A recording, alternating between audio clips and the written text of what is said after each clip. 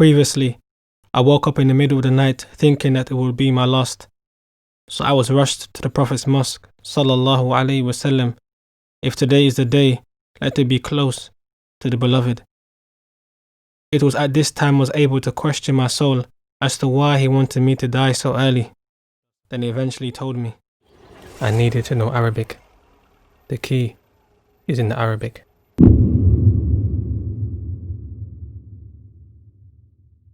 I heard about the hospitality of the Arabs, and interestingly, Syrians were frequently mentioned. We were invited to the house of Sheikh Uthman Taha, Hafidhahullah Ta'ala, the man whom Allah Azza wa Jal honored to be amongst those who write copies of the Quran. If you have ever taken a copy from Medina or Mecca, it's most likely been written by his hands.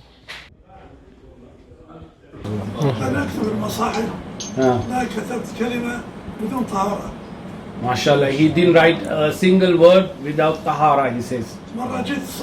Yeah, once in the morning,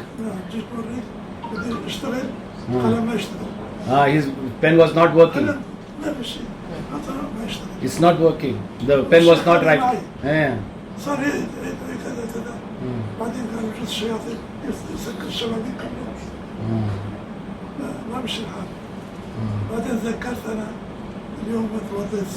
So then he remembered that he was wondering if there was some shayateen around or what, so he closed all the windows. But then he remembered he was not with wudu, so then he did his wudu.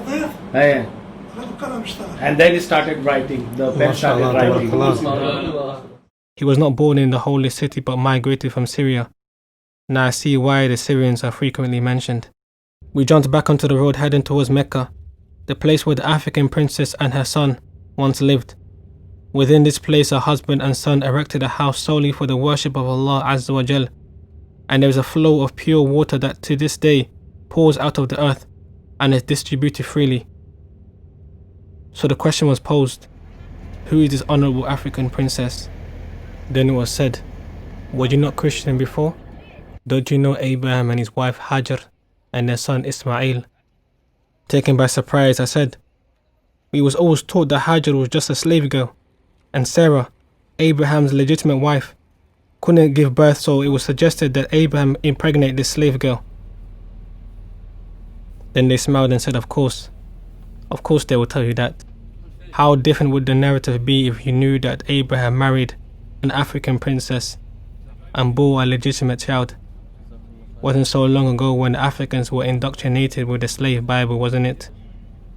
My mind told the heart not to dwell on this and focus on the pilgrimage to Mecca. But I couldn't help myself but burst into tears.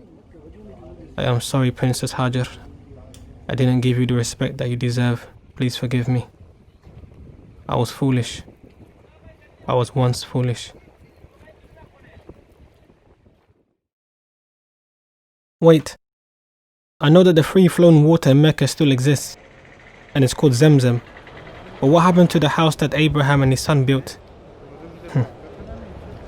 We are heading towards it now. Parts of it still exists, and it's called the Kaaba.